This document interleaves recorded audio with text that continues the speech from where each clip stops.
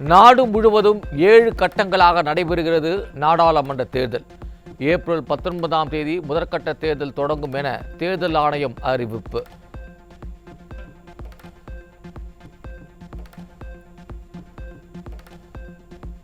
நாடாளுமன்ற தேர்தலில் பதிவாகும் வாக்குகள் அனைத்தும் ஜூன் 4ஆம் தேதி எண்ணப்படும்.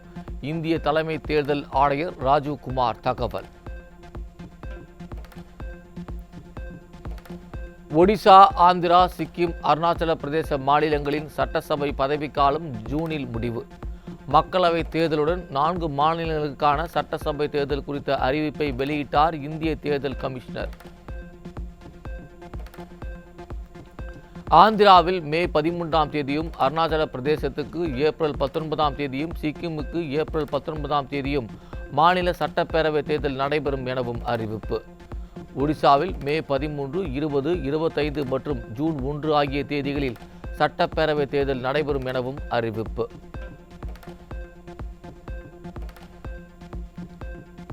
நான்கு மாநில சட்டப்பேரவை தேர்தல்கள் மற்றும் சட்டப்பேரவை இடைத்தேர்தல்களில் பதிவாகும் வாக்குகள் அனைத்தும் ஜூன் 4ஆம் தேதி எண்ணப்பட்டு முடிவுகள் அறிவிக்கப்படும்.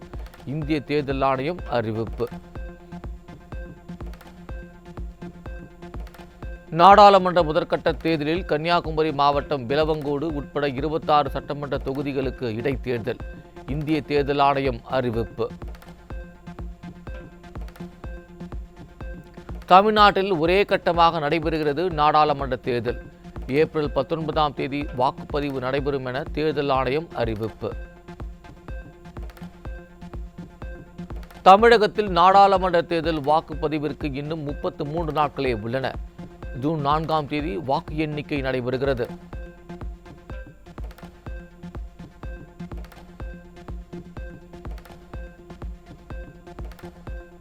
தமிழ்நாட்டில் நாடாளுமன்ற தேர்தலுக்கான வேட்புமனு தாக்கல் வரும் 20ஆம் தேதி தொடங்குகிறது. வேட்புமனு தாக்கலுக்கு மார்ச் 27ஆம் தேதி கடைசி நாள். நாடாளுமன்ற தேர்தலையொட்டி நாடு முழுவதும் 10,50,000 வாக்குச்சாவடிகள் அமைக்கப்பட உள்ளன. இந்திய தேர்தல் ஆணையம் தகவல்.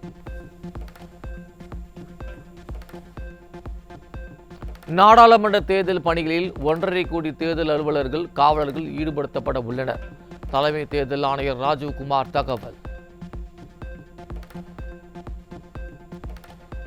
நாடாளுமன்ற தேர்தலில் 55 லட்சம் மின்னணு வாக்குப்பதிவு இயந்திரங்கள் பயன்படுத்தப்பட உள்ளன. இந்திய தேர்தல் ஆணையம் தகவல். 85 வயதுக்கு மேற்பட்டவர்கள் வீட்டிலிருந்தே வாக்களிக்க ஏற்பாடு. மாற்றுத்திறனாளிகள் வாக்களிக்க வாக்குச்சாவடிகளில் வசதி செய்யப்பட்டுள்ளதாக தேர்தல் ஆணையம் தகவல். நாடாளுமன்ற தேர்தல் தேதி அறிவிக்கப்பட்டதால் நாடு முழுவதும் நடத்தை விதிகள் அமல். அரசு சார்ந்த புகைப்படங்கள், விளம்பரங்கள் அகற்றும் பணிகள் தீவிரம். நாடு முழுவதும் 96 கோடியே 88 லட்சம் வாக்காளர்கள் வாக்களிக்க உள்ளனர். 1 கோடியே 80 லட்சம் பேர் முதல் முறையாக வாக்களிக்க உள்ளனர். தனிமனித தாக்குதலை அரசியல் கட்சிகள் செய்ய வேண்டாம். தேர்தல் நடத்தை விதிமுறைகளை மீறும் அரசியல் கட்சிகள் மீது பாரபட்சமின்றி நடவடிக்கை எடுக்கப்படும். இந்திய தேர்தல் ஆணையர் அறிவிப்பு. 2024 நாடாளுமன்ற தேர்தலில் 2100 தேர்தல் பார்வையாளர்கள் ஈடுபடுத்தப்பட உள்ளனர். அரசியல் கட்சிகளின் நட்சத்திர பேச்சாளர்கள் கண்ணியத்தை கடைபிடிக்க வேண்டும் என இந்திய தேர்தல் ஆணையம் அறிவுறுத்தல். ஆன்லைன் மூலமான பண பரிவர்த்தனை உன்னிப்பாக கண்காணிக்கப்படும்.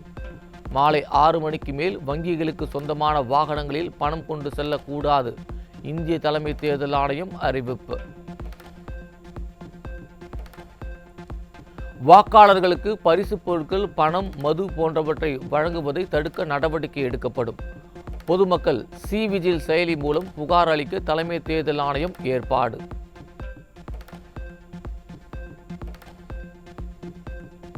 நாட்டின் எல்லைகள் மற்றும் மாநில எல்லை பகுதிகளில் ட்ரோன் கேமராக்கள் மூலம் கண்காணிப்பு பணிகள் மேற்கொள்ளப்படும். மாவட்ட அளவில் 24 மணி நேரமும் இயக்கக்கூடிய கட்டுப்பாட்டு அறைகள் அமைக்கப்படும் என இந்திய தலைமை தேர்தல் ஆணையம் அறிவிப்பு. நாடாளுமன்ற தேர்தல் தேதி அறிவிக்கப்பட்டதை அடுத்து நாடு முழுவதும் தேர்தல் நடத்தை விதிமுறைகள் அமல்.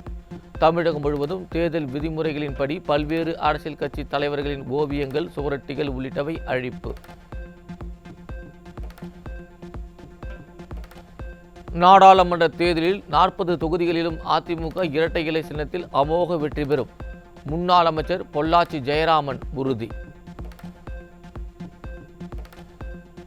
நாடு முழுவதும் நாடாளுமன்ற தேர்தல் நடைமுறை விதிகள் அமலுக்கு வந்த நிலையில் சென்னையில் விதிமுறையை மீறி சாலைக்கு பேட்ச் ஒர்க் பார்க்கும் பணி தீவிரம். தேர்தல் நடைமுறை விதிகளை மீறுவோர் மீது நடவடிக்கை எடுக்க வலியுறுத்தல். மயிலாடுதுறையில் தேர்தல் விதிமுறை நடத்தைக்கு வந்த முதல் நாளிலேயே விதிமீறி செயல்பட்ட காங்கிரஸ் எம்எல்ஏ சட்டமன்ற உறுப்பினர் அலுவலகத்தில் கேக் வெட்டி பட்டாசு வெடித்து பிரியாணி விருந்துடன் பிறந்தநாள் கொண்டாட்டம்.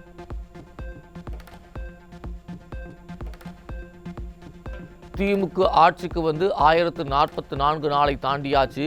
நீட் விலக்கு என்னாச்சு? 3 முறை நீட் தேர்வு வந்தாச்சு. முதல் கையெழுத்து என்னாச்சு என மாணவர்கள், பெற்றோர் கேள்வி. சாத்தான்குளம் அருகே உயிருக்கு ஆபத்தான முறையில் சாகசங்களில் தொடர்ந்து ஈடுபட்டு வந்த யூடியூபர். அசம்பாவிதம் ஏற்படுவதற்கு முன்பு போலீசார் கண்டிக்க வேண்டும் என பொதுமக்கள் வலியுறுத்தல்.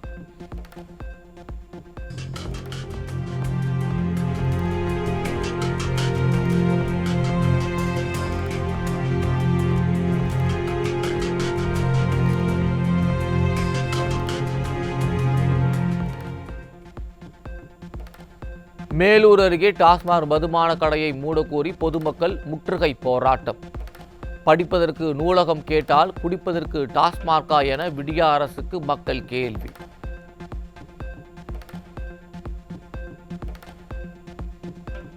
நத்தம் அருகே தேசிய நெடுஞ்சாலையில் ஆபத்தான நிலையில் அமைக்கப்பட்டுள்ள உயர் மின்கம்பம். மின்விளக்கு இல்லாததால் இரவு நேரங்களில் விபத்து ஏற்படுவதாக வாகன ஓட்டிகள் குற்றச்சாட்டு. சாலை நடுவே உள்ள மின்கம்பத்தால் விபத்து ஏற்படும் அபாயம். புதிதாக போடப்பட்ட சாலை தரமற்று இருப்பதாக பொதுமக்கள் குற்றச்சாட்டு.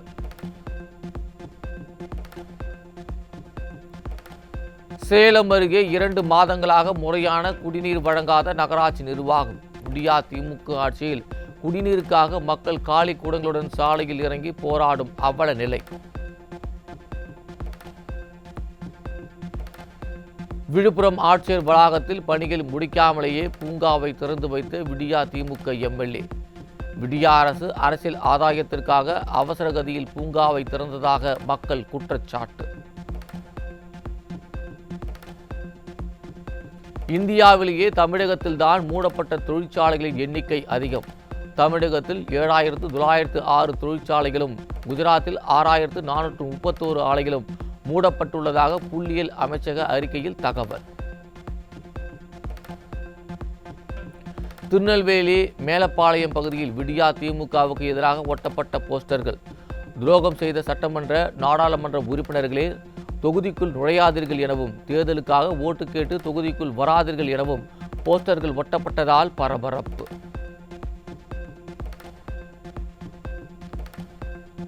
கோவையில் சிறுமியை வெறித்தனமாக கடித்து துரத்திய தெருநாய்க்கள் தொடர்பான சிசிடிவி காட்சிகள் வெளியானதால் அதிர்ச்சி. விடியா திமுக அரசு தெருநாய்க்களின் எண்ணிக்கையை கட்டுப்படுத்துவதாக நிதி ஒதுக்கி முறைகேட்டில் ஈடுபடுவதாக பொதுமக்கள் குற்றச்சாட்டு. மதுரை மாவட்டம் திருமங்கலம் அருகே டாஸ்மாக் கடையை மூட வலியுறுத்தி பொதுமக்கள் சாலை மறியலில் ஈடுபட முயன்றதால் பரபரப்பு. விடியா திமுக அரசு மதுக்கடைகளை மூட முயற்சிப்பதாக நாடகமாடி வருவதாக பொதுமக்கள் குற்றச்சாட்டு. சேலம் மாவட்டம் ஏற்காட்டில் கிராம உதவியாளர் மீது ஊழல் புகார் தெரிவித்து போஸ்டர்கள் ஒட்டப்பட்டதால் பரபரப்பு. விடியா திமுக ஆட்சியில் அரசு அதிகாரிகள் லஞ்சத்தில் ஊறி திளைப்பதாகவும் பொதுமக்கள் விமர்சனம்.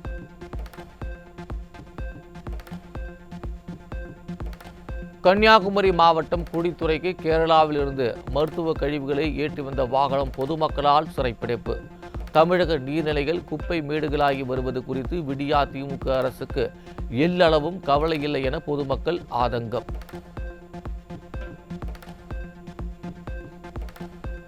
சென்னை யானைக்கவுனியில் 1,42,00,000 ரூபாய் கோடி ஹவாலா பணம் பறிமுதல். விடியா திமுக ஆட்சியில் ஹவாலா கும்பலின் அட்டகாசம் அதிகரித்து வருவதாக பொதுமக்கள் விமர்சனம்.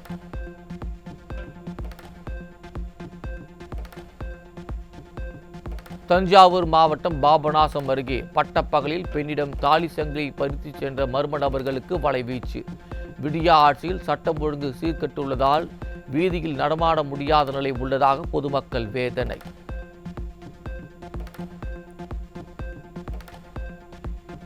தருமபுரி மாவட்டம் பாலக்கோடு அருகே 18 கிலோ கஞ்சாவை விற்பனைக்காக மறைத்து வைத்திருந்த 2 பெண்கள் கைது. விடியா திமுக அரசு கஞ்சா விற்பனையை கட்டுப்படுத்த தவறியதால் இளைஞர்கள் சீரழிந்து வருவதாக பலரும் வேதனை.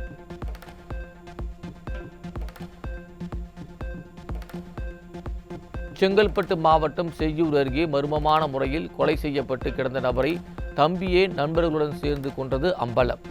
விடியா ஆட்சியில் தமிழகத்தில் கொலை குற்றங்கள் நாள்தோறும் அரங்கேறி வருவதாக பொதுமக்கள் குற்றச்சாட்டு. அரியலூர் மாவட்டம் ஜெயங்கொண்டம் அருகே காதலிக்க மறுத்த சிறுமியை தாக்கி கொலை மிரட்டல் விடுத்த இளைஞர் சிறையில் அடைப்பு. விடியா திமுக ஆட்சியில் பெண்களுக்கு எதிரான குற்றங்கள் நாள்தோறும் அதிகரித்து வருவதாக பொதுமக்கள் விமர்சனம்.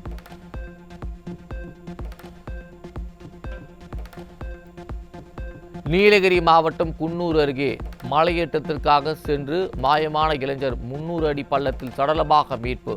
விடியா திமுக அரசு வனத்துறையின் உரிய அனுமதியின்றி மலையேற்றத்திற்கு செல்வோர் மீது நடவடிக்கை எடுப்பதில்லை என பொதுமக்கள் குற்றச்சாட்டு.